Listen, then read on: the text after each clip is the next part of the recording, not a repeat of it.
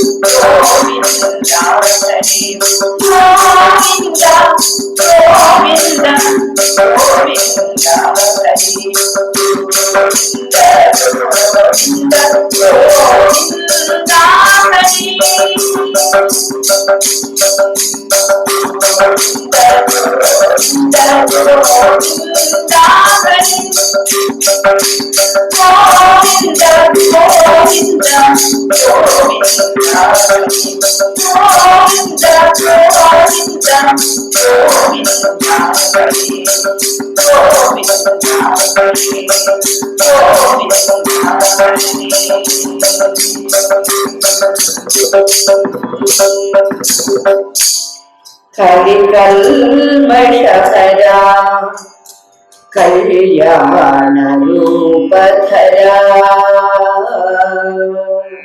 ఓం నారాయణం నమస్కృత్య నరం చైవ నరోత్తమం దేవీం సరస్వతీం వ్యాసం తతో జయముదీరయేత్. శుకరూప ప్రబోధజ్ఞా సర్వశాస్త్ర విశారద ఏతత్కథా ప్రకాశేన మదజ్ఞానం వినాశయ మదజ్ఞానం వినాశయ. శ్రీమద్భాగవతాఖ్యోయం ప్రత్యక్షః కృష్ణ ఏవ హి స్వీకృతోసి మయా నాథ ముఖ్యర్థం భవసాగరే. ప్రియ దివ్యాత్మ స్వరూపులారా, సంపూర్ణ శ్రీమద్భాగవత సత్సంగానికి స్వాగతం.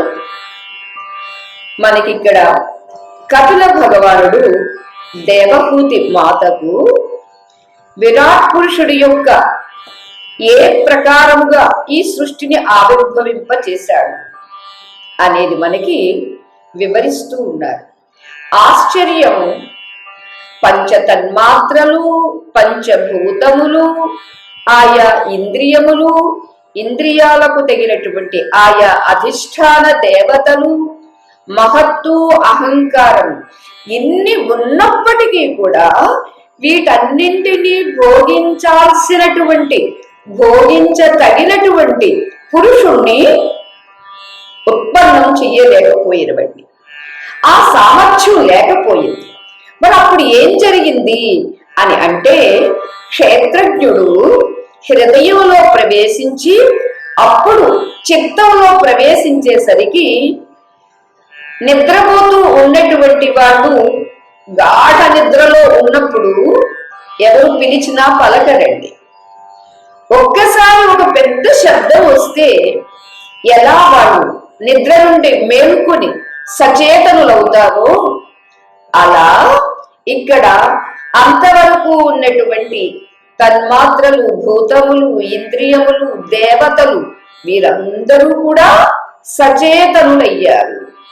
అయితే ఎంతటి సచేతనమైనప్పటికీ కూడా వాళ్ళందరిలో సమైక్యత లేక అప్పటికి కూడా అన్ని ఉన్నప్పటికీ, అందరూ ఉన్నప్పటికీ అప్పటికి కూడా పురుషుణ్ణి ఉత్పన్నం చెయ్యలేకపోయారు. ఇక అప్పుడు ఏం చేశాడండి, కాల పురుషుడు వీటన్నింటిలో ప్రవేశించాడండి. ప్రవేశించేసరికి అంతవరకు ఉన్నటువంటి జలాలలో తేలుతూ ఉన్నటువంటి బ్రహ్మాండాన్ని అధిష్ఠించి సృష్టి కార్యాన్ని అప్పుడు ప్రవర్తింపగలిగాడు అని అంటూ, అమ్మా ఈ జీవులందరూ ప్రాణాలు మొదలైనవి ఉన్నప్పటికీ కూడా వాటి సొంత బలంతో కదలలేకపోయినవి, లేవడానికి కూడా సామర్థ్యం లేకపోయింది. ఎప్పుడైతే కాల పురుషుడు ప్రవేశించాడో ఆ ప్రవేశించడంతో విరాట్ పురుషుని యొక్క ఎడతెగని భక్తితో వివేకం కలిగి ఉన్నటువంటి విరక్తులైనటువంటి మహాత్ములు ఆ తత్వాన్ని ఛాదిస్తారమ్మా. ఏ తత్వం క్షేత్రజ్ఞుడుగా ఉన్నటువంటి ఆ తత్వం హృదయంలో ప్రవేశిస్తుందో ఆ హృదయస్థ క్షేత్రజ్ఞ తత్వాన్ని మహాత్ములు ఛాదిస్తారు. అంతేకాదమ్మా, ప్రకృతి పురుషుల యొక్క యథార్థ జ్ఞానం వల్ల మోక్షము, అంతేకాదు కేవలం ప్రకృతి సంబంధంతో ఉన్నటువంటి ఈ సంసార బంధంతో ఉంటే వాళ్ళకి ఏది కేవలం ప్రకృతితోనే ఉంటే సంసార బంధం కలుగుతుంది. ప్రకృతి పురుషుల యొక్క యథార్థ జ్ఞానం మాత్రం కలిగితే మోక్షం కలుగుతుంది అని అంటూ ఇంకా వివరిస్తూ ఉన్నారు. శ్రీ భగవానువాచ ప్రకృతిస్థోపి పురుషః నాజ్యతే ప్రాకృతైర్గుణైః అధికారాదకర్తృత్వాత్ నిర్గుణత్వాత్ జలార్కవతు సయేష యర్హి ప్రకృతేః గుణేష్వభివిసజ్జతే అహం క్రియా విమూఢాత్మా కర్తాస్మీత్యభిమన్యతే తేన సంసార పదవీం అవశోభ్యేత్య నిర్వృతః ప్రాసంగికైః కర్మదోషైః సదసన్మిశ్రయోనిషు జననుత సత్వరజస్తమో గుణమయమైన ప్రాకృత కార్యమగు శరీరగతుడయ్యు పురుషుండు కడగి ప్రాకృతములునగు సుఖ దుఃఖ మోహముల వలన కరమనురక్తుండుగాడు వికార విహీనుడు త్రిగుణ రహితుడు నగుచు బలసి నిర్మల జల ప్రతిబింబితుండైన దినకరు భంగి వర్తించు అట్టి ఆత్మ ప్రకృతి గుణములయందు తగులుగడి అహంకారమూఢుడై తొడరి ఏనుగడగి నిఖిలంబునకు నెల్ల కర్తనని ప్రసంగవశతను ప్రకృతి దోషముల పొంది. అమ్మా, అందరి చేత స్తుతింపబడేటటువంటి హే తల్లి, సత్వరజస్తమో గుణాలతో నిండి ప్రకృతి వల్ల ఏర్పడినటువంటి శరీరాన్ని ఆశ్రయించి కూడా ఈ పురుషుడు ఉన్నాడే ప్రకృతి సంబంధమైనటువంటి సుఖ దుఃఖ మోహాలకు లోను కాడు.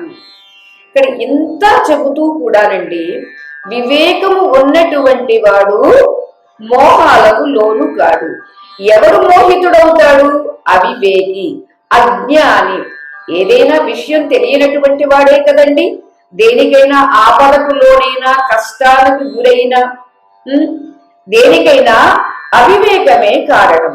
అంచేత అమ్మా, సత్వరజస్తమో గుణాలతో నిండి ఉన్నటువంటి ప్రకృతితో ఏర్పడినటువంటి ఈ శరీరాన్ని ఆశ్రయించినటువంటి పురుషుడు ఆ జ్ఞానం కలిగి ఉంటే ప్రకృతి ద్వారా వచ్చేటటువంటి సుఖం గాని దుఃఖం గాని దాని వల్ల కలిగేటటువంటి ఫలితానికి గాని గురి కాకుండా ఉంటాడమ్మా. అంతేకాదు ఎటువంటి వికారాలు లేకుండా త్రిగుణాలకు అతీతుడై తేట నీటిలో ప్రతిబింబించినటువంటి సూర్యబింబాన్ని ఆ జలం అంటని రీతిగా సత్వరజస్తమో గుణాలు ఈ పురుషుణ్ణి స్పృశించలేవు, అంటే తాకలేవు. ఎంత ఉదాహరణ మనకి తెలియచేస్తున్నారో చూడండి. ఈ జ్ఞానము ఉన్నటువంటి వాడు ముందుగా చెప్పారు కదా, ప్రకృతి పురుషుల యొక్క యథార్థ జ్ఞానం తెలిసినటువంటి వాడికి మోక్షం కలుగుతుంది. యథార్థ జ్ఞానం లేదు, కేవలం ప్రకృతి అంటే కనబడే ప్రపంచమే ప్రకృతి అండి. ప్రకృతి అంటే ప్రపంచం కానిదంటూ ఏమీ లేదు. ప్రపంచము అని అన్నప్పుడు మన ఈ శరీర 24 తత్వాలు చెప్పారు కదా, పంచభూతములు 5, జ్ఞానేంద్రియములు 5, కర్మేంద్రియములు 5, ప్రాణములు 5, మనస్సు బుద్ధి చిత్తము అహంకారం. ఇవి 24 తత్వములు కూడా ప్రకృతివే. మనం ఏమనుకుంటామంటే ఈ ఉపాధిగా ఉన్నటువంటి మాతాజీ నేను వేరే, ప్రపంచము వేరే అనుకుంటున్నామండి. ప్రపంచము అని అన్నప్పుడు దానిలోకి మన బుద్ధి పర్యంతము ప్రకృతికి సంబంధించినటువంటి. ఇక బుద్ధికి సాక్షిగా అహం నేను అంటున్నామే, అది మాత్రం ప్రకృతికి సంబంధించింది కాదు. మరి ఎవరికి సంబంధించిందండి? ఇందాక చెప్పుకున్నామే క్షేత్రజ్ఞుడు అని. క్షేత్రజ్ఞుడికి సంబంధించినటువంటి వాడు ఈ పురుషుడు అంటే జీవుడు. జీవుడు అన్నా పురుషుడు అన్నా వేరు కాదండి, ఒక్కటే తత్వం. పురుష జ్ఞానం లేనప్పుడు నేను ఒక స్త్రీని, నేను ఒక పురుషుణ్ణి, నేను సో అండ్ సో ఫలానా ఫలానా అని అనుకుంటున్నటువంటిది ఏమవుతుంది? జీవత్వంలోనే జీవితాన్నంతా గడిపేసుకుంటుంది. జీవితాన్నంతా ఒక్క జీవితమా? ఎన్ని జీవితాలు ఇప్పటికీ సమసిపోయినవో, ఎన్ని జన్మలు గడిచిపోయినవో. ఇలానే ఉంటే మరి ఎన్ని జన్మలు గడువనున్నవు. అంచేత ఏం చెయ్యాలండి? తత్వం తెలుసుకుంటే, యథార్థ జ్ఞానం మనకి తెలిసి ఉంటే ఏమవుతుంది? సంసార బంధం కలుగదు సరికదా, సుఖ దుఃఖాలకు అతీతంగా ఉంటాడు, సత్వరజస్తమో గుణాలకు కూడా లోటు కాకుండా ఉంటాడు అని తెలియచేస్తూ, ఏ రీతిగా నీటిలో ప్రతిబింబించినటువంటి సూర్యుడు లేదా చంద్రుడు, ఈ ప్రతిబింబానికి నీటిలో నాచు కావచ్చు, లేదా నీటిలో ఉన్న మురికి కావచ్చు, ఆఖరికి నీరు కావచ్చు, ఈ నీరు కూడా ఆ బింబాన్ని తాకలేవు, స్పృశించలేవు. ఎందుకని? ఇది ప్రతిబింబము. అసలైన బింబము పైనుంది కదండి, వేరుగా ఉంది. అలానే మన ఈ శరీరము, మనస్సు, బుద్ధి, చిత్తము, అహంకారము, పంచ ప్రాణాలు, పంచ జ్ఞానేంద్రియాలు, పంచ కర్మేంద్రియాలు, పంచ తన్మాత్రలు, ఓ లిస్టు తత్వాలు ఎన్ని చెప్పినప్పటికీ ఇవన్నీ ప్రతిబింబితాలే, ప్రకృతికి సంబంధించినటువంటివే. దీనికన్నా ఎలా బింబము సూర్యుడు చంద్రుడు పైన ఉన్నారో, ఈ పురుషుడు అనేటటువంటి వాడు కూడా ఈ ప్రకృతికి, ఈ త్రిగుణాలకు వేరుగానే ఉన్నాడు. అంచేత వేరుగా ఉన్న కారణంగా నీటిలో ప్రతిబింబించినటువంటి సూర్య ప్రతిబింబాన్ని ఎలా నీరు తాకలేదో, అలానే గుణాలు, ఆ గుణాల వల్ల వచ్చేటటువంటి సుఖ దుఃఖాలు తాకలేవు, స్పృశించలేవు. అయితే ఇక్కడ ఉందండి, స్పృశించలేవు ఎవరికి? జ్ఞానికి. యథార్థ జ్ఞానికి ఇవేమీ చెయ్యవు. అయితే ఆ రీతిగా కాకుండా జీవుడు ఏం చేస్తున్నాడండి? ప్రతిబింబమే తాను అనుకుంటున్నాడు.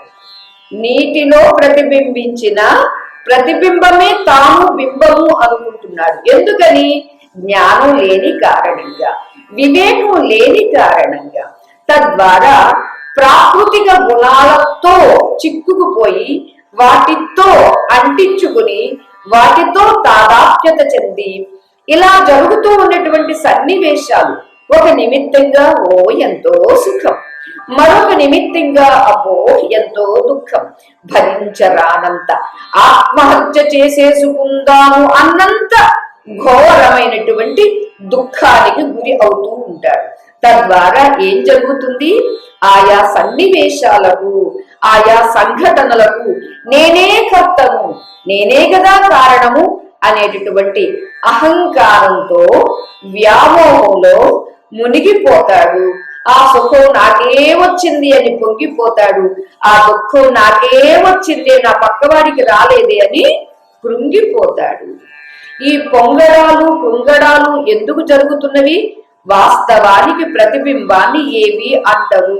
వాస్తవానికి పురుషుణ్ణి ఈ ప్రకృతి సంబంధించినటువంటి సుఖ దుఃఖములు గాని, సత్వరజస్తమో గుణములు గాని అంటనే అంటవు. కానీ అంటవు అనే జ్ఞానము లేక, వివేకము లేక చూసిన ప్రతిదీ దానికి నేనే కర్తను, అంచేత ఆ ఫలాలు నాకే తప్పదు, నేనే అనుభవించక తప్పదు అని ప్రవర్తిస్తూ ఉన్నాడు. ఎందుకని? అతిశయించినటువంటి అజ్ఞానం వల్ల, అతిశయించినటువంటి సాంగత్యం వల్ల.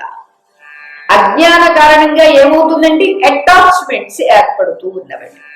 దీనితో మనకి ఎంత అటాచ్మెంట్ ఉందో దీని కారణంగా నా వాళ్ళు, నా వస్తువులు, నా ప్రాపర్టీస్, నాది నాది నాది. ఇదంతా ఏమిటండి? మనం ఏమి గట్టిగా వెళ్ళి చేత్తో పట్టేసుకోవటం లేదు. లోపల ఉన్నటువంటి మనస్సు వివేకం లేక అవివేకంతో కాని దాన్ని నేను అనుకుంటుంది, అవునన్న దాన్ని కాదు అనుకుంటుంది. అవునన్నదేది? క్షేత్రజ్ఞుడు లేదా పరమాత్మ లేదా విరాట్ పురుషుడు. విరాట్ పురుషుడే నేను అయినప్పటికీ ఇక్కడ కనిపించేటటువంటి ప్రకృతి, ఈ ప్రపంచము, ఈ శరీరము, ఈ మనస్సు, వీటితో తాదాత్మ్యత చెంది ఆ సుఖ దుఃఖాలన్నీ తనకే అని అనుకుంటూ ఉన్నాడమ్మా అని అంటూ, సురతిరియం మనుజ స్థావర రూపములగుచు కర్మ వాసన చేతం పరపైన మిశ్రయోనుల తిరముగ జనించి సంస్కృతి గై కొనితా. ఏం చేస్తున్నాడు? ఆయా తాదాత్మ్యతతో మునిగిపోయి సుర దేవత, నర మానవ, పశు జంతువులు, పక్షులు, వృక్ష ఆది. అంటే ఆది అన్నప్పుడు 84 లక్షల జీవరాశి జాతి. ఎందుకండి ఎంత జాతి చెప్పావు అని అంటే, అజ్ఞానము ఉన్న కారణంగా, మోహానికి లోనైన కారణంగా ఎన్ని యోనులందు జన్మిస్తూ ఉన్నాడు. ఏమో మరలా తిరిగి ఏ జన్మ వస్తుందో, ఏ కర్మ చెయ్యవలసి వస్తుందో. అందుచేత గడిచిన దాన్ని బట్టి యోచిస్తే ఇప్పుడే ఇక్కడే నాకు ఆ వివేకం కావాలి. ప్రకృతి పురుషుల యొక్క తత్వజ్ఞానం నాకు కలగాలి. ప్రకృతి వేరే, పురుషుడు వేరే, రెండు కలగలిపి పెట్టినప్పటికీ కలవనివి రెండింటిని కలిపేసుకుంటూ ఉన్నామండి. తమ ప్రకాశవదు, చీకటిని ప్రకాశాన్ని అసలు కలపడం ఎవరి తరమైనా అవుతుందా అని అంటే కాదు. చీకటి ఉంటే వెలుతురుండదు, వెలుతురుంటే చీకటి ఉండదు. వెలుతురు ఉంటే అసలు చీకటి ఉండడానికి వీలు లేదండి. ప్రకాశంలోకి చీకటిని తీసుకురాలేము, కానీ చీకటి ఉన్న చోటుకు మనం ప్రకాశాన్ని తీసుకురాగలం. ఓకే, ప్రకాశంలోకి చీకటిని ఎన్నిసార్లు ఎంత తీసుకుని వెళ్ళినా అక్కడ నిలవదు. ఎందుకని? ప్రకాశం వల్ల అది వెలవెలపోతుంది, అసలు ఉనికినే కోల్పోతుంది. ఎవరు? అజ్ఞానం, చీకటి అనే అజ్ఞానం. ఇక్కడ ప్రకాశం ఏమిటి? జ్ఞానము అనేటటువంటి ప్రకాశం. అయితే ప్రకాశాన్ని చీకటి ఏమీ చేయలేదు, కానీ చీకటిని ప్రకాశం చేస్తుంది. ఏం చేస్తుందండి? పోగొడుతుంది. చీకటిగా ఉంది. అంతటి చీకటిలో కరెంటు దీపం కూడా లేదు, కరెంట్ ఆఫ్ చేసేసాడు. మరి అప్పుడు ఏం చేస్తాము? అగ్గిపుల్ల తీసుకుని చిన్న క్యాండిల్లో లేకపోతే దేవుడి దగ్గర ఉన్నటువంటి ఆ దీపము కుంది వెలిగిస్తేసరికి ఏమవుతుందండి?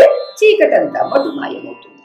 అలానే మనకు తెలియకపోవడము అనేటటువంటి అజ్ఞానపు చీకటిని ఒక్క చిన్న జ్ఞానము, వివేకము అనేటటువంటి జ్యోతిని వెలిగించుకుంటే చీకటంతా పోతుంది. అయితే ఆ చీకటిలోనే ఉంటూ దీపం వెలిగించుకోకుండా ఉంటే నష్టం ఏమిటండి అని అంటే, అయ్యో అంతా ఇంత నా నష్టము అని అంటే, చీకటిలో ఉంటే ఒకటి మనకి భయం వేస్తుంది, రెండవది ఏ తేడు కుడుతుందో ఏమిటో. మరలా తీరా ఎక్కడికైనా ఒక అడుగు తీసి వేద్దామంటే దేన్ని తన్నేసుకుంటామో, దేన్ని గుద్దేసుకుంటామో తెలియదు. ఇది సామాన్యమైనటువంటి చీకటి. కానీ ఇక్కడ నేనెవరో నాకు తెలియకపోవడము, ప్రకృతి పురుషుల యొక్క తత్వం తెలియకపోవడం అనేటటువంటి చీకటి అనే అజ్ఞానం వల్ల కలిగే నష్టం ఏమిటండి? 84 లక్షల జీవరాశి జాతిలో మరలా తిరిగి తిరిగి తిరిగి తిరిగి పుట్టడం చావడం, పుట్టడం చావడం, పుట్టడం చావడం. పోనీలేంటి, ఏముంది, పుట్టే చస్తే మాత్రం నష్టం ఏముంది అని అంటే, పుట్టి చచ్చేలోపుగా ఎన్ని బాధలు, ఎన్ని వ్యథలు, ఏమని చెప్పేది? దానికి ఇంత అంత పోనీలేండి ఒక 10, లేదా పోనీలేండి ఒక 100, పోనీలేండి ఒక 1000 అని ఎవరైనా ఒక సంఖ్యగా చెప్పి దాన్ని దాటేయచ్చులేండి, పర్వాలేదండి, ఓర్చుకుందాంలేండి అనడానికి ఉందా? లేదే. ఇలా నానావిధ యోనులలో పుడుతూ కర్మలు చేస్తూ గత కర్మల యొక్క వాసనలను బట్టి వాటిని ఇంకా ఇంకా విస్తరింప చేసుకుని సంసార బంధాలలో చిక్కుబడిపోతూ ఉన్నాడమ్మా అని అంటున్నారండి. ఎంత వాస్తవాన్ని తెలియచేస్తున్నారో చూడండి కపిలావతారుడు. ఇక్కడ మనకి తెలియాల్సింది ఏమిటి అంటే, మనకి ఏ రీతిగా వైకుంఠపాళి లేదా పరమపద సోపానము అని మన చిన్నప్పుడు ఆడుకునే వాళ్ళమండి. ఇప్పుడు ఉంటుంది. అయితే అలాంటి ఆటలు, కూర్చుని ఆడుకునే ఆటలు ఇవాళ ఎవరికి లేదండి. అన్ని గేమ్స్ నెట్ లోనేనండి, సెల్ ఫోన్ లోనేనండి, ల్యాప్టాప్ లోనండి, వీటిల్లోనే ఆడుకోవడమే తప్ప ఇలాంటివి ఆడుకుని ఏది వైకుంఠపాళి ఇలాంటివి ఆడుకుంటే అది మనకి ఏం మెసేజ్ ఇస్తుంది, ఆ మెసేజ్ వల్ల మనం ఎలా రియలైజ్ కావాలి, ఎలా మనం మెచ్యూరిటీ కావాలి అనేటటువంటి అవకాశం తగ్గిపోయింది ఈనాటి పిల్లలకు. దానిలో ఏం చేస్తుందండి, చక్కగా ఎంతో కొంత సాధన చేస్తూ చేస్తూ చేస్తూ ఉంటే నిచ్చెలు 2 లేకపోతే 4 వేసి నిచ్చెలు ఎక్కి ఎక్కి ఎక్కి పైకి పెడతామండి. ఇంకేముంది, నేను పైకి వచ్చేసాను, మానవ జన్మకు వచ్చేసానని అహంకరించాడు అనుకోండి, అంతే డింగున అక్కడ పెద్ద పాము ఉంటుంది. ఏమా పాము? అహంకారము అనేటటువంటి పాము మింగేసింది. ఇంకేముందండి, మింగేస్తే ఇక్కడ మళ్ళా చివరికి పంది జన్మ వస్తుంది. పంది కదా ఉంటుంది తోక దగ్గర, పాము మింగేస్తే అలా పంది జన్మ వస్తుంది. మళ్ళా పంది జన్మ నుంచి ఇంకా ఏ పురుగు జన్మకు విడిపోతాడు. యోగ వాసిష్ఠంలో చెబుతారండి, మనిషి పుట్టి మానవ తత్వం ఏమిటి, ఆ జన్మ పరమార్థం ఏమిటి, ఆత్మస్వరూప జ్ఞానమేమిటి అనేది తెలుసుకోకుండా వాడు చనిపోతే పేడలో పురుగుతో సమానము అన్నారండి. ఇంకా అక్కడ మలము అన్నారండి. మలములో పురుగు. పేడకి మలానికి చాలా తేడా ఉంది కదండి. పేడని మనం చక్కగా కళ్ళాపు జల్లుకుంటామండి, మలాన్ని ఎవడు వాడతాడండి? అదేమీ ఉపయోగం లేదండి. అంచేత మలంలో పురుగు వంటి వాడు మలంలో పురుగుగా పుడతాడని అంత నీచంగా, అంత హీనంగా వర్ణించారండి. అంటే మానవ జన్మ అనేటటువంటి ఉత్కృష్ట జన్మ ఎందుకు వచ్చిందండి? స్వరూపాన్ని తెలుసుకోవడానికి వచ్చింది. అలా వచ్చినటువంటి ఇతడు ఏం చేస్తున్నాడు? అజ్ఞానంతో నానా విధాలైనటువంటి ఎన్నెన్నో జన్మలను ఎత్తి మరెన్నెన్నో కర్మలను చేసుకొని అదే రీతిగా సంసార బంధంలో చిక్కుకుపోయి పునరపి జననం పునరపి మరణం పునరపి జననే జఠరే శయనం. ఇదే కదా జరిగేది, ఇదే కదండి. అన్ని ప్రాణులకి, అది చిన్న ప్రాణి కావచ్చు, పెద్ద ప్రాణి కావచ్చు, దేవత కావచ్చు, లేదా ఒక చిన్న అమీబియా కావచ్చు, ఏదైనా కావచ్చు గాక, వీటన్నిటికీ తిరిగి తిరిగి పుట్టడము చావడం తప్పటం లేదు. పూనిచ్చరించుచు విషయ ధ్యానంబున చేసి స్వాప్నికార్థాగమ సంధానము రీతి అసత్పథ మానసుండగుచున్ భ్రమించు మతిలో ఎంతగా దీన్ని విస్పష్టం చేస్తున్నారు అంటే, అమ్మా ఈ సంసార బంధాలలోనే చిక్కుకొని ఉచ్చ నీచ జన్మలను ఎత్తుతూ చెరిస్తూ ఏం చేస్తాడు?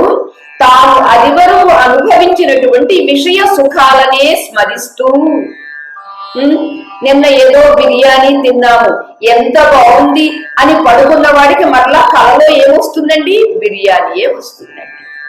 ఉదాహరణకి బిర్యానీ అని మనం చెప్పుకున్నాం, అది ఏదైనా కావచ్చు, మెత్తని పాన్పు కావచ్చు, లేదా మంచి గులాబీ సౌగంధం కావచ్చు. అలా ఏ ఏ విషయ సుఖాలు ఎవడెవడికి దేనిలో రమిస్తూ ఉన్నాడో అవి స్మరణ వల్ల ఏమవుతుంది? కలలో కనిపిస్తూ ఉంటాయి. ఆ కలలో కనిపించేటటువంటి ఐశ్వర్యాలు సుఖాలు, అంటే ఒక సుఖం కావాలంటే దానికి ఐశ్వర్యం ఉండాలి, అంటే డబ్బు ఉండాలి కదా. ఆ ధనంతోటే, ధనం ఉంటే ధనంతో మనం కంఫర్ట్స్ సుఖాలు మనం కొనుక్కోవచ్చునండి. అది ఒక కారు కావచ్చు, లేకపోతే ఒక పెద్ద బిల్డింగ్ కావచ్చు, లేదా కంఫర్టబుల్ ఫర్నిచర్ కావచ్చు, ఏదైనా కావచ్చు. ఇలా కలలో కనిపించేటటువంటి ఐశ్వర్యాలతో సుఖాలలో మునిగి తేలుతూ ఉంటాడు. తద్వారా ఏమవుతుంది? కలలో కన్నటువంటి వాటిని మరలా ఇలలో కావాలి, వాటిని పొంది తీరాలి అని ప్రయత్నం చేస్తూ చేస్తూ ఏం చేస్తాడు? అడ్డదారిలోకి వెళ్ళిపోతాడు, చెడు మార్గంలోకి ప్రయాణం చేస్తాడు. తద్వారా అతడి బుద్ధి చపలమవుతుంది, చంచలమవుతుంది. అలాంటి చంచల బుద్ధితోటే భ్రమిస్తూ ఉంటాడమ్మా.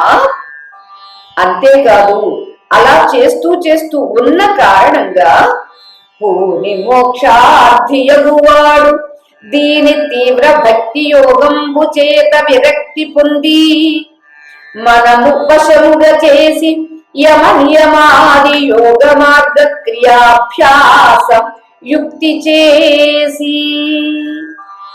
అమ్మా, ఇలా ఎన్నో జన్మలు ఎత్తగా ఎత్తగా ఎత్తగా ఒకనాడు వివేకం వస్తుంది, మోక్షంపై ఆసక్తి కలిగి ఉంటాడు. అప్పుడు వస్తుంది, ఎప్పుడు విరక్తి వస్తుందో అప్పుడు మోక్షమేమిటి, తత్వం ఏమిటి అనేటటువంటి దాని మీద ఆసక్తి కలుగుతుంది. అలా ఆసక్తి కలిగినటువంటి వాడు ఏం చెయ్యాలి? అఖండమైనటువంటి భక్తి యోగాన్ని అవలంబించాలి. అలా భక్తి యోగాన్ని అవలంబించినప్పుడు ఏమవుతుంది? తాను కలలో చూసినటువంటివి లేదా ఇలలో నిన్న మొన్న లేదా గత జన్మలలో అనుభవించినటువంటి విషయ సుఖాల నుండి విరక్తుడవుతాడు. ఎప్పుడైతే విరక్తుడవుతాడో అప్పుడు యమము, నియమము, ఆసనము, ప్రాణాయామము, ప్రత్యాహారము, ధారణ, ధ్యాన, సమాధి అనేటటువంటి యోగ మార్గాలను అభ్యసించి, అంతేకాదమ్మా మనస్సు వశపరుచుకొని తన స్వాధీనంలో ఉంచుకొని, ఆశ్చర్యం ఏమిటంటే అండి, మనస్సును వశంలో ఉంచుకోవాలి అని చెప్పని గ్రంథము లేదు, చెప్పని మహాత్ముడు లేరు. మనం బహుశా ఇప్పటికి కొన్ని కోట్ల సార్లు వినుంటాం, కొన్ని కోట్ల సార్లు మనం విని ఉంటామండి. అయినప్పటికీ సాధ్యమయ్యిందా మనస్సు అంటే అబ్బే కాలేదండి. అంత గొప్ప సామర్థ్యం కలిగినటువంటిదండి మనస్సు. అంటే మనకన్నా మన మనస్సు సామర్థ్యమా, మనము అసమర్థమా అని మనల్ని మనం ప్రశ్నించుకున్నప్పుడు, ఇదిగో కపిలావతారుడో లేకపోతే రమణ భగవానుడో లేకపోతే శ్రీమన్నారాయణుడో శ్రీకృష్ణ పరమాత్మనో ఏ వశిష్ఠ భగవానుడో ఎవరెవరు మనకు వివరించారో ఆ ఉపదేశాలను గుర్తు తెచ్చుకొని పౌరుషం తెచ్చుకొని శ్రద్ధతో ఆ సాధన చేస్తాడమ్మా. ఆ చేసే సాధన ఎలా ఉండాలమ్మా అని వివరిస్తూ ఉన్నారు.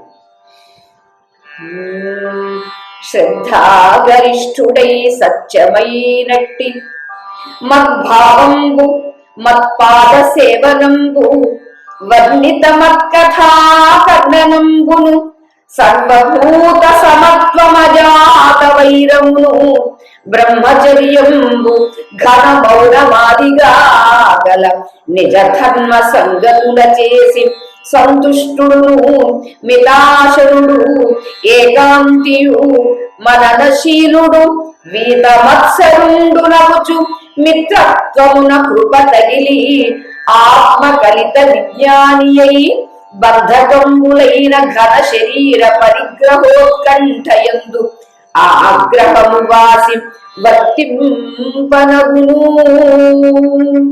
మరియు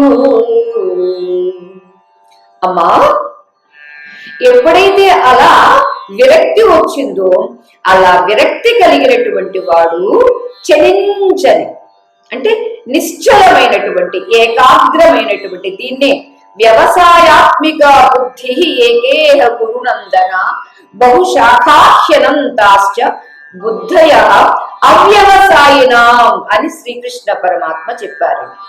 వ్యవసాయాత్మిక అంటే చెక్కు చెదరనటువంటి ఏకాగ్రత.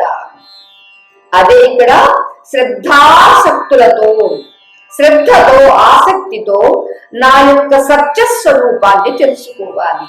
అంటే భగవంతుడు కూడా వేసుకొచ్చిన వేషాన్నే మనం నిజము అని అనుకుంటామేమోనని, ఇది నా నిజ స్వరూపం కాదు, అసలైన స్వరూపం సత్య స్వరూపం వేరుగా ఉంది.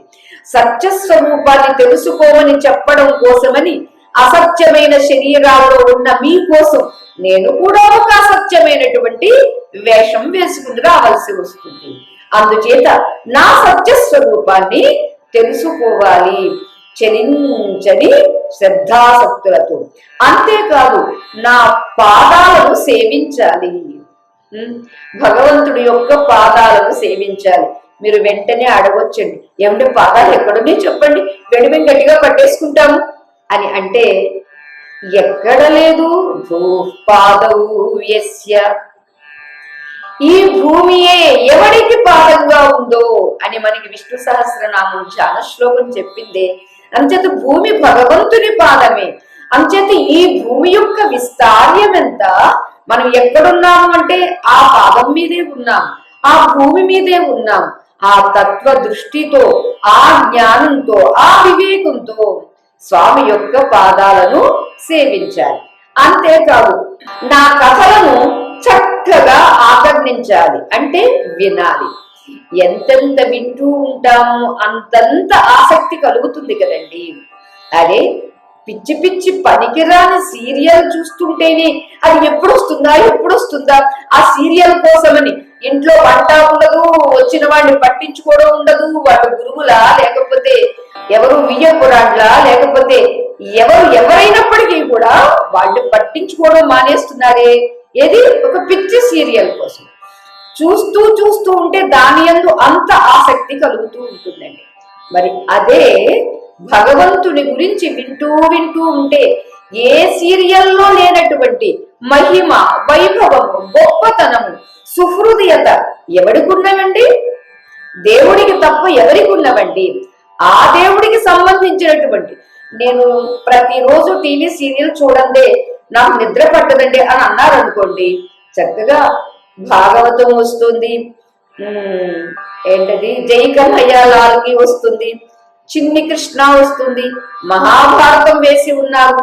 ఇవాళ మనకి టెక్నికల్ గా ఏవి కావాలన్నా మనం యూట్యూబ్ లో పెట్టేసి ఉంచుతున్నారు కాబట్టి ఎనీవేర్, ఎనీ టైం, ఎప్పుడైనా ఎక్కడైనా మనం వాచ్ చేయొచ్చునండి.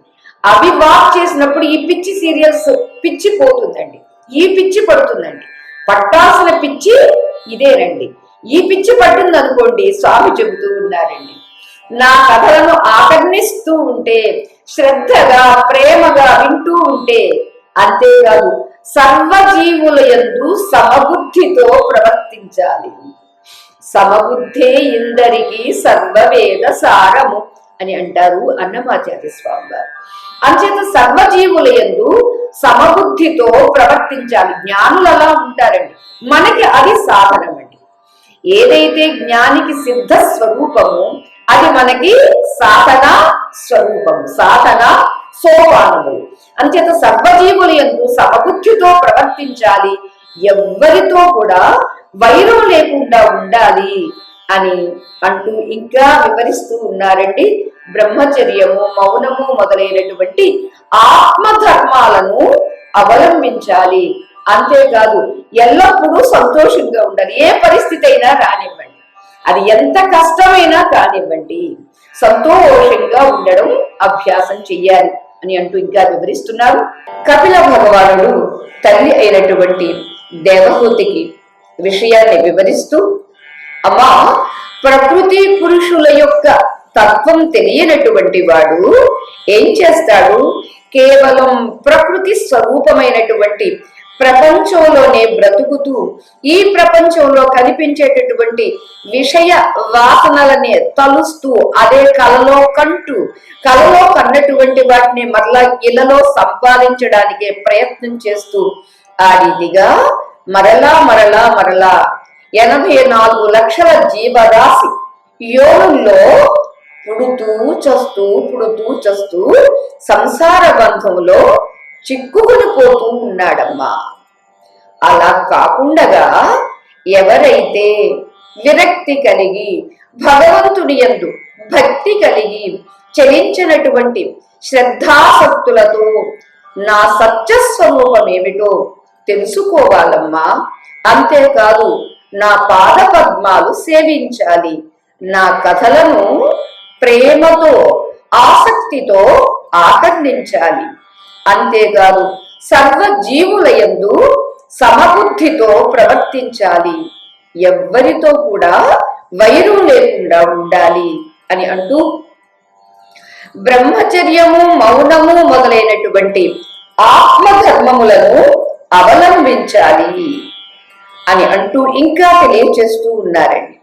అంతేకాదమ్మా, జీవితంలో ఏ ఏ పరిస్థితి వచ్చినప్పటికీ ఎల్లవేళలా సంతోషంగా ఉండాలి అన్నారు. అంటే చెప్పినంత తేలిక కాకపోయినా మనం ఇలా ఉండాలి అనేటటువంటి నియమాన్ని ఏర్పరచుకుంటే ఆ నియమాన్ని మనం ఏర్పరచుకున్నటువంటి నియమాన్ని మనం పాటించగలమండి. ఎందుకు మనం నియమం ఏర్పరచుకుంటున్నాము? అదే శాస్త్రం చెప్పింది, పెద్దలు తెలియచేస్తూ ఉన్నారు. శ్రీమన్నారాయణుడు బ్రహ్మగారికి తెలియచేశారు. ఇక్కడ వల్ల కపిలావతారుడు దేవహూతి మాతకు వివరిస్తూ ఉన్నారు. అలా మరి ఎన్నో చోట్ల నారద మహర్షి చెప్పారు. అందుచేత మనకై మనం అనుకుంటే ఆ నియమాన్ని మనం తప్పనిసరిగా పాటించవచ్చు. అందుచేత ఎల్లప్పుడూ సంతోషంగా ఉండాలి. ఎలా ఉంటామండి సంతోషంగా? ప్రకృతి సంబంధంగా వచ్చేటటువంటి సత్వరజస్తమో గుణములు, ఈ గుణం వల్ల ఈ లక్షణం వచ్చింది. ఇదిగో కాసేపు సుఖానుభూతి, మరలా దుఃఖానుభూతి. సుఖం గాని దుఃఖం గాని రజోగుణం వల్ల వస్తూ ఉన్నవి, లేదా తమో గుణం వల్ల వస్తూ ఉన్నవి. సత్వగుణం ఉన్నప్పుడు ఏం చెయ్యాలనిపిస్తుందండి? కాసేపు సంకీర్తన చెయ్యాలనిపిస్తుంది, మరి కాసేపు ఆ భగవంతుని యొక్క దివ్య మంగళ మూర్తిని ధ్యానించాలి అనిపిస్తుంది. ఏమీ లేకపోతే కనీసం పారాయణం చెయ్యాలి అనిపిస్తుంది. అది కాదు ఇది కాదు, ఎవరికైనా ఫోన్ చేసి నిన్న దేవహూతి మాతకు కపిలావతారుడు ఏం చెప్పాడు నేను విన్నాను, కానీ మనస్సు అక్కడ లేదు, మరెక్కడికో పోయింది. ఎందుకంటే అది చాలా చంచల చపల కదా, వింటూ ఉన్నట్టే ఉంటుంది, మరెక్కడికో చెప్పా చేయకుండా పోతూనే ఉంటుంది. అందుచేత ఆ విషయం ఏమిటి ఒకసారి మనం డిస్కస్ చేసుకుందాము అనేటటువంటి ఈ రకమైనటువంటి అలవాటుని మనం ఏర్పరచుకున్నాం అనుకోండి, తద్వారా ఏం జరిగినా మనకే మనం చెప్పుకోలేకపోయినా మనలో ఉన్నటువంటి మన ఈ సత్సంగ సభ్యులకి సంతోషంగానే ఉందాము. ఏ పరిస్థితి వచ్చినా సరే దాన్ని మనం స్వీకరిద్దాము. అంతేకాదు స్వీకరణలో దానికి లొంగిపోయి సుఖం వస్తే పొంగిపోయి దుఃఖం వస్తే కృంగిపోయి కాకుండా సమస్థితి, ఆ బ్యాలెన్స్ మైండ్ గా ఉండడానికి ప్రయత్నం చేద్దాం అనేటటువంటి విచారణ మనం చేస్తూ ఉంటే దాన్ని మనం మెయింటైన్ చెయ్యగలము. అంచేత అమ్మా ఎల్లవేళలా సంతోషంగా ఉండాలి, అంతేకాదు మితంగా కుదించాలి అన్నారండి. మితాహారము అనేది సర్వశాస్త్రాలు సాధకుడికి కంపల్సరీ అని చెప్తారండి. సాధకుడు కూడా అమితంగా తిన్నాడు అనుకోండి, ఇక పడుకోవడమే. సత్సంగంలోనూ లేదు, ఇంక ఏ సంఘం లేదు, కేవలం నిద్రా సంఘం సరిపోతుంది. అంచేత ఆరోగ్య రీత్యా కూడా మితాహారము, సాధన రీత్యా కూడా మితాహారము. అంత మాత్రమే కాదు, ఏకాంతంగా కూడా ఉండాలి. ఏకాంతంగా అంటే తలుపులు మూసుకుని ఒక్కరమే ఉండవచ్చునండి, కానీ మనస్సు మాత్రం బయటికి వెళ్ళిపోయి అందరితో సంఘం చేస్తుందండి. అలా కాక మనం తలుపులు మూసుకుని ఒక్కరిమే ఉన్నా ఏకాంతుడు ఎవరో వాడిని పట్టాలండి, వాడి గురించి ఆలోచించాలండి. ఏకాంతుడు ఎవడండి? శ్రీకాంతుడే ఏకాంతుడు. అంచేత శ్రీకాంతునితో ఏకాంతంగా గడపడం అనే ప్రయత్నం చేశామనుకోండి, అప్పుడు నిజమైనటువంటి ఏకాంతం కుదురుతుంది. అంతేకాదమ్మా మననశీలుడై ఉండాలి అంటున్నారండి. అంటే విన్నదాన్ని ఒక్కసారైనా అంటే చెప్పుకోవడమేనండి, ఒక్కసారి సరిపోదండి. మనకి సంసార విషయాలు ఒక్కసారి చెప్పుకుంటామండి, ఎన్నిసార్లు చెప్పుకుంటాము. అదే అలాంటిది ఒక్కసారి చెప్పుకున్నా గృహం అవుతుంది సంసారిక విషయము. కానీ కంసారి విషయం ఉందే, అది ఒక్కసారి కాదు, ఎన్నిసార్లైనా చెప్పుకోవాలి. ఏమో ఎన్నిసార్లు చెప్పుకుంటే అది నిలుస్తుందో అంతవరకు చెప్పుకుంటూనే ఉండాలి. అంచేత అమ్మా శ్రవణం మాత్రమే కాదు, మననం చేస్తూనే ఉండాలి ఎల్లవేళలా. అంతేకాదు మాత్సర్యాన్ని దూరం చేసుకోవాలి అని. మాత్సర్యము ఎంత కాని పని చేస్తుందండి. అంటే వీడికి ఉండే మాత్సర్య గుణం వల్ల వీడికి ఒక కన్ను పోయినా పర్వాలేదు, ఇతరులకు 2 కళ్ళు పోవాలి అని ఆశిస్తూ ఉంటాడండి. అంటే అసూయ మాత్సర్యము అంటే అది తన నాశనాన్ని కూడా ఒప్పుకుంటుంది కానీ ఇతరుల యొక్క అభివృద్ధిని చూడలేదు పాపం. అది మాత్సర్యానికి ఉన్నటువంటి ఒక పెద్ద దుర్గుణం. అంచేత దాన్ని దూరం చేసేసుకోవాలమ్మా. అంతేకాదు మైత్రి కరుణ అభ్యసించాలి అని అన్నారండి. మనకి మైత్రి కరుణ ముదిత ఉపేక్ష అని మనకి సాధకులకి తెలియచేస్తూ ఉంటారండి. చేత మిత్రత్వం, రెండవది కరుణ, సర్వప్రాణుల యందు కరుణ చూపించడం. సరే, నీకు నచ్చని విషయం ఏదైనా ఉంది, ఉపేక్ష వహించు, అంతే తప్ప దాన్ని పట్టుకుని గుంజుకోవడం, వాళ్ళు ఎందుకు అలా ఉండాలి, వాళ్ళు ఎందుకు అలా ఉండాలంటే ఆ గుణాలు మనకు అడ్డుకుంటాయి. అందుచేత జాగ్రత్తగా అక్కడ ఉపేక్ష, మైత్రి కరుణ ఉపేక్ష ముదిత చెప్పారే, ఎల్లవేళలా సంతృప్తిగా సంతోషంగా ఉండాలి అని. ఇదంతా వాటంతకవి వచ్చి పడవండి. ఎందుకని మనం అనేక జన్మలలో ఈ సాంసారిక వ్యక్తులతో వస్తువులతో పెట్టుకున్న సంపర్కం కారణంగా అవన్నీ మనల్ని దుర్గుణాలు, కామక్రోధాది దుర్గుణాలు పట్టుకొని ఉన్నవి. కాబట్టి వాటిని వదిలించుకోవాలి అంటే మంచి గుణాలని మనం చేపట్టాలి. అక్కడ మన ప్రయత్నం చాలా అవసరమండి. దుర్గుణాలు పోగొట్టడానికి ప్రయత్నం చేయకపోయినా సద్గుణాలను ఎప్పుడైతే చేపట్టుకున్నామో ఆటోమేటిక్ గా వాటి స్థానే ఇవి వస్తాయి. కాబట్టి అవి డిలేట్ అయిపోతాయండి. ఎందుకంటే ఇవి ఎప్పుడైతే డామినేట్ చేసినవో అవి ఆటోమేటిక్ గా బలహీనమైపోతాయి, లేకుండా పోతాయి. అంచేత ఇలా ఇన్ని చెయ్యాలమ్మా అని తెలియచేస్తున్నారు కపిలావతారం.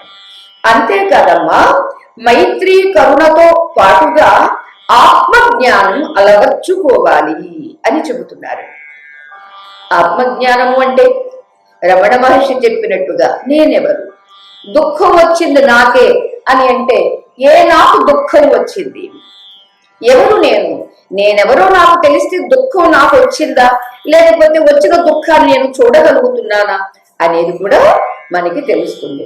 అందుచేత ఆత్మజ్ఞానాన్ని కూడా అలవర్చుకోవాలి అని చెబుతూ తన శరీరం మీద, ఇది చూడండి, ఇది ఒక మనందరికీ చాలా గట్టిగా చేపట్టాల్సినటువంటి సద్గుణం. మన శరీరం మీద, అంతేకాదు మనకు ఆత్మీయులైన వారి మీద ఆసక్తి తగ్గించుకోవాలి అని అంటున్నారండి. మన శరీరం మీద అభిమానం ఉంటుందండి, నేను ఫలానా అని. అంతేకాదు నా వాళ్ళు ఎవరైతే ఉన్నారో వాళ్ళ మీద ఆసక్తి తగ్గించుకుందామని ప్రయత్నం చేసినా తగ్గదండి. అదే తగ్గదు అని ఊరుకోవడం కాదు, గట్టి ప్రయత్నం చేసి తగ్గించుకోవాలి. దేనికైనా ఉపాయం వివేకమేనండి. వివేకం లేకుండా మనం ఏమీ చేయలేము. అంచేత బోధోహం జ్ఞాన ఖడ్గేన తన్నికృత్య సుఖీ భవ అని అంటారండి. బోధోహం అంటే జ్ఞానమే నేను, ఆ శివతత్వమే నేను అనేటటువంటి ఆ జ్ఞాన ఖడ్గం, జ్ఞాన స్వరూపమే నేను అనేటటువంటిది బోధోహం జ్ఞాన ఖడ్గేన.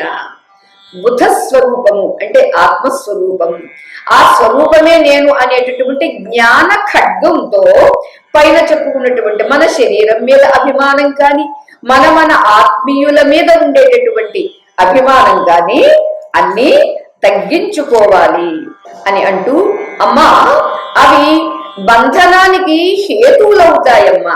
నైనా ఎందుకు తగ్గించుకోమంటున్నావు అంటావేమో. శరీరం మీద అభిమానము, ఆత్మీయుల మీద అభిమానము, ఆసక్తి తగ్గించుకోకపోతే ఏం చేస్తాయి? అవి మనల్ని బంధించేస్తాయమ్మా, బంధానికి కారణమైపోతాయమ్మా అని అంటూ ఇంకా వివరిస్తూ ఉన్నారండి.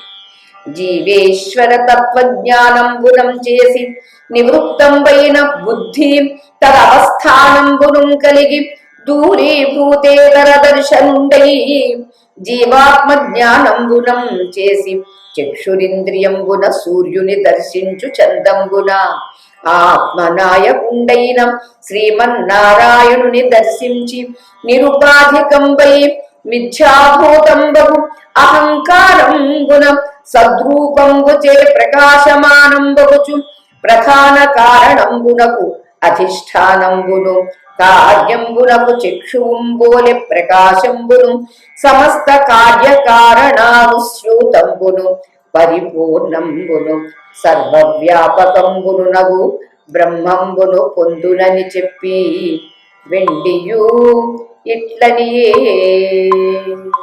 అమ్మా, అంత మాత్రమే కాదు, జీవేశ్వరుల యొక్క యథార్థ స్వరూపం త్రిగుణాత్మకమైనటువంటి ప్రకృతిలో చిక్కుకున్నవాడు జీవుడు. ఇక్కడ ఎవరు ఈశ్వరుడెవరో జీవుడెవరో, లేదా జీవుడెవరో దేవుడెవరో ఆ వివరణ మనకి ఇంకాస్త స్పష్టంగా తెలియజేస్తూ ఉన్నారు కపిల భగవానుడు. అమ్మా, త్రిగుణాత్మకమైనటువంటి ప్రకృతిలో చిక్కుకున్నటువంటి వాడు అంటే జీవుడేమిటో ఈశ్వరుడేమిటో అనే యథార్థ స్వరూపం తెలియనటువంటి వాడు జీవుడు అని. ఇక రెండవది, త్రిగుణాలకు అంటే సత్వరజస్తమో గుణాలకు అతీతుడై వాటిని నడిపించేటటువంటి వాడున్నాడే అతడు ఈశ్వరుడు అని తెలుసుకోవడం వల్ల బుద్ధి ఏమవుతుంది, జీవత్వాన్ని నెమ్మదిగా విడిచిపెడుతూ ఈశ్వరత్వ స్థితికి శివత్వ స్థితికి ఎదుగుతాడమ్మా. తద్వారా బుద్ధి అంతర్ముఖమవుతుంది. చూడండి, ఇక్కడ సాధన ఎంత చక్కగా తెలియజేస్తూ ఉన్నారు. భాష్యంలో ఉన్నటువంటి సత్వరజస్తమో గుణములు, ఓహో ఇప్పుడు ఈ గుణం తాండవిస్తుంది, ఓకే మనం జాగ్రత్తగా ఉండాలి అని అనుకోవడం. అంతేకాదు మరొక గుణము, అదిగో ఆ గుణం ముందుకు వచ్చి నన్ను ప్రేరేపణ చేస్తుంది, దీనికి నేను లొంగకుండా జాగ్రత్తగా ఉండాలి అని అనుకుంటూ ఈ గుణములకు నెమ్మదిగా అతీతం అక్రాస్ చేయడానికి ఎప్పుడైతే మనం ప్రయత్నం చేస్తూ ఉంటామో తద్వారా శివస్థితి దగ్గరికి చేరువవుతాము, జీవస్థితికి దూరం అవుతాము. అంతేకాదు శివస్థితికి బుద్ధి అంతర్ముఖమవుతుంది. అంతవరకు ఏముంది, భాష్యంలోనే ఉంటుంది, బహిర్ముఖంగానే ఉంటుంది. ఇప్పుడు ఉన్నటువంటి స్థితి అదే. అంచేత బహిర్ముఖంగా ఉన్నటువంటి దాన్ని అంతర్ముఖపరుచుకోవడం అనేటటువంటిది సాధన చెయ్యాల్సిందే. అందువల్ల అమ్మ, బుద్ధిలో ఉన్నటువంటి సంకల్ప వికల్పాల యొక్క క్రమం ఏమిటో తెలుస్తుందమ్మా అంటున్నారండి. అవును కదా, మనకి ప్రతిదానికి బుద్ధి ఎస్ ఇది చేసేద్దాము అంటుందండి. మరలా అంతలో ఏమవుతుందో తెలియదు, మరలా వెంటనే వికల్పం పుడుతూ ఉంటుందండి. కలిగినటువంటి సంకల్పము మరి వెంటనే కలిగినటువంటి వికల్పము, ఈ రెండింటికి కూడా మనం సాక్షిగా ఉండి చూసినప్పుడు ఈ సంకల్ప వికల్పాల క్రమం ఏమిటో మనకి తెలుస్తుందమ్మా.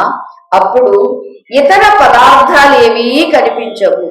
అంటే దేని గురించి సంకల్పం కలిగిందో మరి దేని గురించి వికల్పం కలిగిందో రెండింటినీ చూడడం మనం అభ్యాసం చేస్తే అక్కడ ఉన్నటువంటి ఏ పదార్థం, అంటే ఒక పదార్థం గురించి మనం సంకల్పం చేసామనుకోండి, కావాలి, దాని గురించి పొందాలి, అది ఎక్కడ దొరుకుతుంది, ఎలా దొరుకుతుంది, దాని కాస్ట్ ఎంత, అది మళ్ళా వాడుతూ ఉంటే దాని యొక్క మన్నిక ఎంత అని ఇలా ఎన్ని ఆలోచనలు వస్తూ ఉంటాయి కదా. ఎప్పుడైతే ఇలా వచ్చిన దాన్ని మరలా దాన్ని వికల్పించిన దాన్ని చూడడం మొదలు పెడతామో అప్పుడు ఇతర పదార్థాలు ఏమీ కనిపించవు. అమ్మా, జీవాత్మ జ్ఞానంతో కంటితో సూర్యుణ్ణి చూసినంత సూటిగా ఆత్మనాయకుడైనటువంటి శ్రీమన్నారాయణుని దర్శనం లభిస్తుంది అని అంటున్నారండి. ఎంత హామీ ఇచ్చి చెబుతూ ఉన్నారండి. మనం విలువ ఇచ్చి వింటే, ఆ రీతిగా అభ్యసిస్తే ఎంత సులభమని చెబుతూ ఉన్నారండి. ఒక జీవుడు ఉదయించినటువంటి సూర్యుణ్ణి దర్శిస్తూ ఉన్నాడు. ఆ దర్శనానికి అంతర్ముఖం కావాల్సిన అవసరం లేదు. ఈజీగా చాలా సులభంగా ఉదయించిన సూర్యుణ్ణి లేదా అస్తమిస్తూ ఉన్నటువంటి సూర్యుణ్ణి మనం చూడగలమండి. మాధ్యాహ్నిక సూర్యుణ్ణి మనం చూడలేము. ఏ రీతిగా కంటితో సూర్యుణ్ణి దర్శనం చేసుకుంటూ ఉన్నామో అదే రీతిగా ఆత్మనాయకుడైనటువంటి శ్రీమన్నారాయణుని దర్శనం చేసుకోవచ్చు, అది లభిస్తుంది అంటున్నారండి. అంటే ఇంత హామీగా చెబుతున్నది అవునా కాదా, అది ఎలా అవును, అది ఎంతగా హామీ ఇస్తున్నారు అనేదాన్ని మనం కూడా పైన చెప్పినటువంటి సాధనలను అన్నింటినీ అభ్యసిస్తూ వచ్చామనుకోండి, తప్పనిసరిగా ఇది కలిగి తీరుతుంది, తీరాలి. తీరకపోతే మరలా మనం ప్రశ్నించాల్సిందే శాస్త్రాన్ని లేదా భాగవతాన్ని. అమ్మా, అప్పుడు అహంకారానికి తావే ఉండదు. ఎందుకని? ఎప్పుడైతే బుద్ధిని మనస్సుని ఆయా సత్వరజస్తమో గుణాలను ప్రకృతితో తాదాత్మ్యత చెంది ఉన్నటువంటి ఆ జీవ లక్షణాలను గమనిస్తూ ఉన్నాడో, ఆ గమనింపులో జీవత్వ లక్షణాలు మిథ్యాభూతమవుతాయి, అంటే కనిపించకుండా పోతాయి. శివతత్వం వైపుకు బుద్ధి అంతర్ముఖమవుతుంది. సంకల్ప వికల్పాల యొక్క క్రమం తెలుస్తుంది. ఇక వేరే వేరే ప్రాకృతిక లేదా పాంచభౌతిక పదార్థాలేవి కల్పించడం మానేస్తాయి. ఏ రీతిగా సూర్యుణ్ణి మామూలు ఈ మాంస నేత్రంతో దర్శిస్తూ ఉన్నామో, ఆ రీతిగా నేను అంటున్నటువంటి నాకు నాయకుడైనటువంటి, అంటే సర్వాత్మలకు సర్వజీవాత్మలకు నాయకుడైనటువంటి పరమాత్మ స్వరూపమైనటువంటి శ్రీమన్నారాయణుని దర్శనం లభిస్తుందమ్మా. ఎప్పుడైతే ఆ దర్శనం కలిగిందో అప్పుడు అహంకారానికి అవకాశం ఉండదు. తద్వారా అది మిథ్యాభూతమై తొలగిపోతుంది అంటున్నారు. ఏమిటి మిథ్యాభూతమవుతుందండి? అహంకారం. అంతవరకు ఉన్నదే అహంకారము, మాట్లాడితే అహంకారం, మెలుగు వచ్చిన దగ్గర నుంచి పడుకునేంత వరకు అహంకారమే కదండి. కొన్ని కలలోనైనా విడిచిపెడుతుందా? కళల్లో కూడా అహంకారమే, ఇలలోని కళలోని అహంకారమే. కాస్త గాఢ నిద్రలో మాత్రమే మనల్ని విడిచిపెడుతుంది. అంతటి గట్టి పట్టున్నటువంటి ఆ అహంకారము శ్రీమన్నారాయణ దర్శనం కలిగితే అహంకారం లేకుండా పోతుంది, మిథ్యాభూతమైపోతుంది. అప్పుడు సత్యం ప్రకాశమానమవుతుంది. సత్యమేమిటి చెప్పారే భగవంతుడు కపిలావతారుడు. అమ్మా, నా సత్యస్వరూపం ఏమిటో తెలుసుకోవాలి, దాన్ని విచారణ చెయ్యాలి అన్నారే. ఇదిగో ఎంత సాధన చేసినటువంటి వాడికి సత్యమేమిటి అనేది ప్రకాశమానమవుతుంది, అనుభూతమవుతుంది.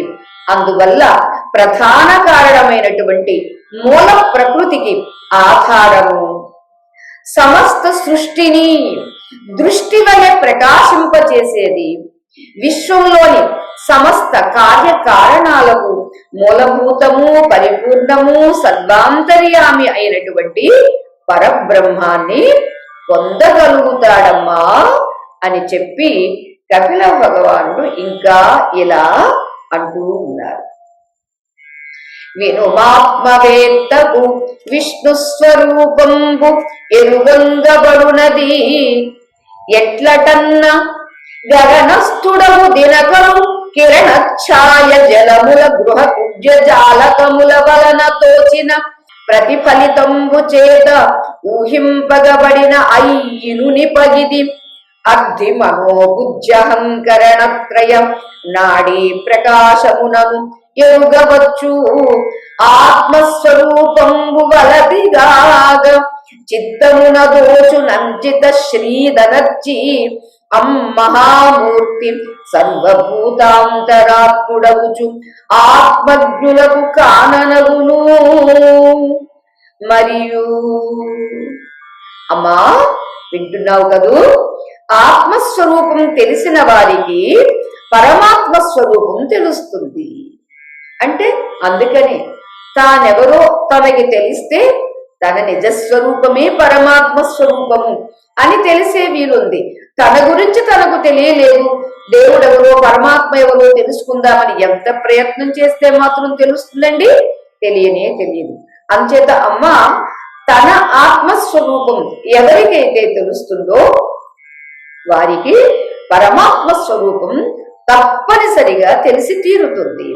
ఎలాగంటే ఆకాశంలోని సూర్యుని కిరణాలు నీళ్లల్లోనూ, అలానే ఇంటి గోడల్లోని కిటికీ సందుల్లోనూ ప్రసరించడం వల్ల సూర్యుడున్నాడు, మబ్బుల్లోకి వెళ్ళలేదు అని మనం ఎలా తెలుసుకుంటామో అలానే మనస్సు, బుద్ధి, అహంకారము అనే ఈ మూడింటిలో ప్రసారమయ్యేటటువంటి ప్రకాశం ద్వారా పరమాత్మ స్వరూపాన్ని పరిపూర్ణంగా గుర్తించవచ్చు.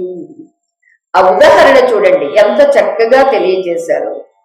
మనం ఆకాశంలో ఉన్నటువంటి సూర్యుని కిరణాలు నీళ్లల్లోని ఆ ప్రకాశం కనిపిస్తుందండి స్వచ్ఛంగా.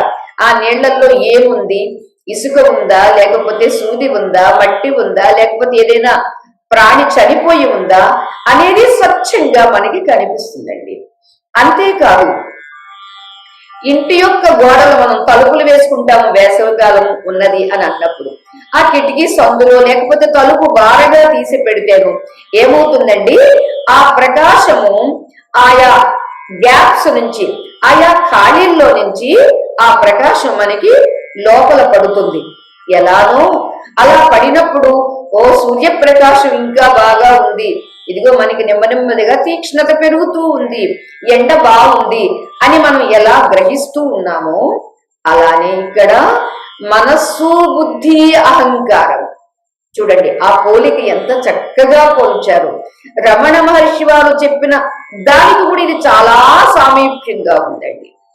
ఏ రీతిగా కిటికీ, గుమ్మాలు, ఆ ఖాళీలలో నుండి సూర్యప్రకాశం మన ఇంటి లోపలికి ప్రసరిస్తుందో, తద్వారా సూర్యుడు ఉన్నాడు, సూర్యప్రకాశం ఉంది అనేది మనం గ్రహిస్తూ ఉన్నామో, అదే రీతిగా మన మనస్సు, మన బుద్ధి, మన అహంకారము అనేటటువంటి ఈ మూడింటిల్లో ప్రసారమవుతుంది చూడండి. ఏమది? జ్ఞానము. ఆ ప్రసారమయ్యేటటువంటి ప్రకాశం, జ్ఞానము ద్వారా పరమాత్మ యొక్క స్వరూపాన్ని మనం పరిపూర్ణంగా గుర్తించవచ్చు అంటున్నారు. ఎంత సులభంగా చెప్పారండి. మనందరికీ మనస్సు యొక్క తెలివి ఉంది, బుద్ధి అనేది ఉందని తెలుసు, అహంకారం దాని గురించి అసలు చెప్పనక్కర్లేదు, అది కాన్స్టెంట్ గా ఎప్పుడు ఉంటూనే ఉంటుంది. అని ఇవి మూడు, అహం అహంకరిస్తుంది అన్నా, బుద్ధి నిశ్చయిస్తుంది అన్నా, మనస్సు చింతిస్తుంది అన్నా, ఏ రీతిగా ఏ పవర్ తో ఇవి పనిచేస్తూ ఉన్నవి, ఏ పవర్ ఉంటే ఇవి మూడు పనిచేస్తూ ఉన్నవి అనేది మనం గుర్తిస్తే ఆయా ఖాళీల నుండి సూర్యప్రకాశం మనపై ఎలా మన ఇంటిలో ప్రసరిస్తుందో అలా భగవంతుడి యొక్క ప్రకాశం ద్వారా మాత్రమే ఇవి మూడు పనిచేస్తున్నవి అని పరిపూర్ణంగా గుర్తించవచ్చమ్మా అంటున్నారండి. ఏదో పాతిక భాగము అర్ధ భాగమే అని కాదు, ది పర్ఫెక్ట్ కంప్లీట్ గా పరిపూర్ణంగా మనం గుర్తించడానికి వీలుంది అని చెబుతూ చర అచర కదలేటటువంటి కదలిక లేనటువంటి ఈ ప్రపంచంలో, స్థావర జంగమాత్మకమైనటువంటి ఈ ప్రపంచంలో అంతర్యామిగా ఉన్నటువంటి ఆ మహామూర్తి యొక్క అంతర్యామిగా ఉన్నటువంటి ఆ మహామూర్తి ఎలా ఉంటాడండి, ఎవరికి దర్శనమిస్తాడండి అంటే ఆత్మవేత్తలైనటువంటి మహాత్ముల యొక్క అంతరంగాలలో అఖండ శోభా వైభవంతో దర్శనమిస్తాడమ్మా అని అన్నారండి. అంటే ఆయన లేనిదెక్కడా లేదండి, ఆశ్చర్యము ఉన్నది అతడే, కానీ అతడు మనకి కనపడి ఇదెక్కడ దోబూచులాటండి. ఉన్నదేమో అతడే, దొంగాట ఆడుతూనే ఉంటాడండి ఎప్పుడు. మనం దొంగలు చేసి ఆయన దాక్కుంటూ ఉంటాడు, మనం ఎప్పుడు దొంగలుగానే మిగిలిపోతూ ఉన్నామండి. మరి ఈ దొంగాటలో ఎక్కడ దాగి ఉన్నా పట్టుకుందాము అని ఎంత ప్రయత్నం చేసినా తిరుమల వెళ్ళినా కనపడడు, పుట్టపర్తి వెళ్ళినా కనపడడు, వారణాసి వెళ్ళినా కనపడడు, శ్రీశైలం వెళ్ళినా కనపడడు, కాళహస్తి వెళ్ళినా కనపడడు, ఆఖరికి మానస సరోవరం వెళ్ళినా, బదరి, కేదారు, ఎన్నెన్ని క్షేత్రాలు చూసినా కనపడ్డేమిటండి అని అంటే ఉన్నవాడిని ఎక్కడున్నాడు అక్కడ చూడక ఎంత చూసినా ఆయన కనపడడు. ఎవరికి కనిపిస్తాడండి? అంతర్యామిగా ఉంటాడే తప్ప ఆయన బహిర్యామిగా ఉంటాడు. బహిర్యామి అంటే భాష్యంలో కనిపించేటువంటి పంచభూతాలు, ఇవి మాత్రమే కనిపిస్తూ ఉన్నవి. అంతేత పంచభూతాలుగా ఆయన దర్శనమివ్వడు, పంచభూతాలకు కూడా అంతర్యామిగా ఉన్నటువంటి వాడు. అంచేత ఈ ప్రపంచమంతా కదిలేటటువంటి కదలిక లేనటువంటి సర్వ ప్రాణులలో అంతర్యామిగా ఉన్నటువంటి ఆ మహామూర్తి, ఆ పేరు ఎంత చక్కగా పెట్టారండి, ఆ మహామూర్తి, ఆ సుందరమూర్తి ఏం చేస్తాడు? ఆత్మవేత్తలైనటువంటి మహాత్ముల యొక్క అంతరంగాలలో అఖండంగా అంటే కాన్స్టెంట్ గా దర్శనమిస్తాడనమాట అండి. ఎప్పుడూ శోభాయమానంగా ఉంటాడండి. అంతేకాదు వైభవమే అతని స్వరూపము కాబట్టి అంతటి వైభవంతో దర్శనమిస్తూనే ఉంటాడమ్మా అని. అదేమిటండి పక్షపాతము? ఆత్మవేత్తలైనటువంటి మహాత్ముల యొక్క అంతరంగాల్లో ఉంటాడా అంటే దురాత్మల అంతరంగాల్లో ఉండడా అంటే ఉంటాడండి, అక్కడ కూడా ఉంటాడండి. కానీ మనం చూడలేమండి, మనం చూసుకోవడం లేదండి. అంటే ఏదో కప్పేసుకున్నాం బ్లాంకెట్, చాలా దళసరి బ్లాంకెట్ అనమాట అండి. అసలు ఇటు నుంచి అటు నుంచి అటు ఏమున్నదో ఏమో తెలియదు అనమాట అండి. అంచేది ఇక్కడ కూడా ఉంటాడు, అందరిలో ఉన్నవాడు దురాత్మల్లో కూడా ఉన్నాడు. కానీ పాపం అతను చూసుకోడు, చూడలేడు, చూడాలి అని కూడా అనుకోవటం లేదు. ఎందుకని?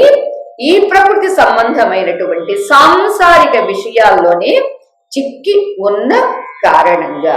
మరి ఎవరైతే ఆ చిక్కు నుండి తప్పించుకోవాలి అని అనుకుంటాడో, అమ్మా భక్తి యోగాన్ని అభ్యసించాలి, నా పాదాలను ధ్యానించాలి, నా సత్యస్వరూపం తెలుసుకోవాలి, అంతేకాదు మౌనం పాటించాలి, బ్రహ్మచర్యాన్ని పాటించాలి, నిరంతరం సంతృప్తిగా ఉండాలి, ఏది వచ్చినా అది భగవత్ ప్రసాదంగా స్వీకరించాలి, నిరంతరం మననశీలుడై ఉండాలి అని కొన్ని లక్షణాలు చెప్పారు కదండి. వాటన్నింటినీ పాటిస్తూ ఉంటే భగవంతుడి దర్శనం ఈ కంటితో సూర్యుడిని ఎలా చూడగలుగుతున్నామో చాలా సులభంగా. దానికి కళ్ళజోడు, వేరే కళ్ళజోడు అక్కర్లేదు, దానికి వేరే టెక్నిక్ అక్కర్లేదు. ఎవరైనా సరే కళ్ళున్నవాడు ఇలా మూసుకున్న కళ్ళు తెరిస్తే చాలు సూర్య భగవానుడి దర్శనం అవుతుంది. అదే రీతిగా పై సాధనలన్నీ చేసినటువంటి వాడికి శ్రీమన్నారాయణుని సందర్శనం కలిగి తీరుతుందమ్మా అని చెబుతూ ఇంకా వివరిస్తూ ఉన్నారండి. అలా వివరణలో దేవహూతి మాత కూడా ప్రశ్నించనున్నది. మరి ఆ ప్రశ్న ఏమిటి, స్వామి సమాధానం ఏమిటి అనేది మనం రేపు చెప్పుకోవడానికి ప్రయత్నం చేద్దాం.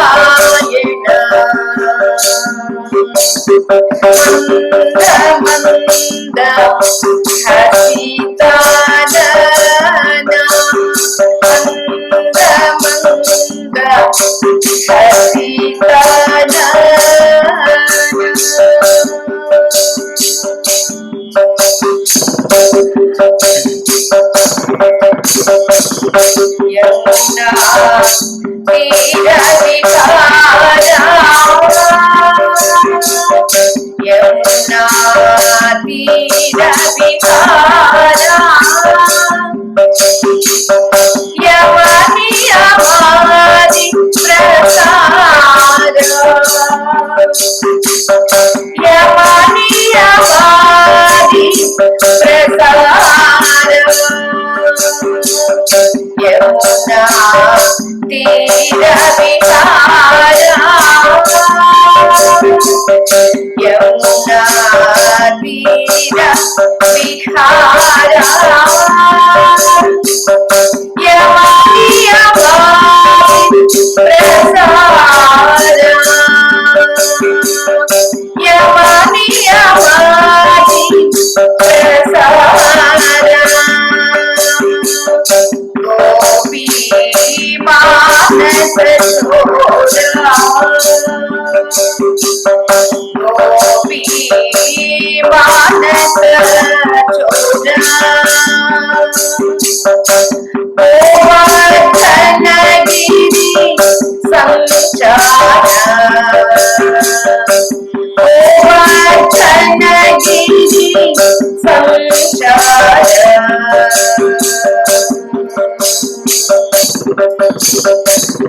నారాయణ శ్రీమన్నారాయణ నారాయణ శ్రీమన్నారాయణ నారాయణ లక్ష్మీ నారాయణ నారాయణ లక్ష్మీ నారాయణ మంద హసితారణ మంద హసితారణ మనమోహకాశ విదారణ మనమోహకాశ విదారణ మంద హసితారణ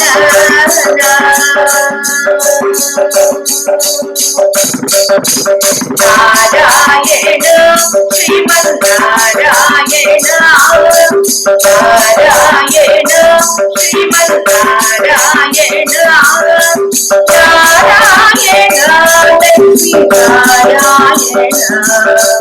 నారాయణ లక్ష్మీ నారాయణ యమునా తీర విహారా యమునా తీర విహారా యమని యమాది ప్రసార యమని యమాది ప్రసార గోపీ మానస చోరా గోపీ మానస చోరా గోవర్ధనగిరి సంచార గోవర్ధనగిరి సంచార నారాయణ హరి నారాయణ నారాయణ హరి నారాయణ నారాయణ శ్రీమన్నారాయణ నారాయణ శ్రీమన్నారాయణ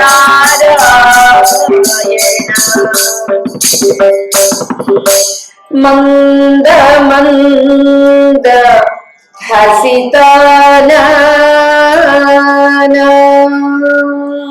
ఓం మంగళం యాదవేంద్రాయ మహనీయ గుణాత్మనే చక్రవర్తి తనూజాయ సార్వభౌమాయ మంగళం వేద వేదాంత వేద్యాయ మేఘశ్యామలమూర్తయే పుంసాం మోహన రూపాయ పుణ్యశ్లోకాయ మంగళం లోకాః సమస్తాః సుఖినో భవంతు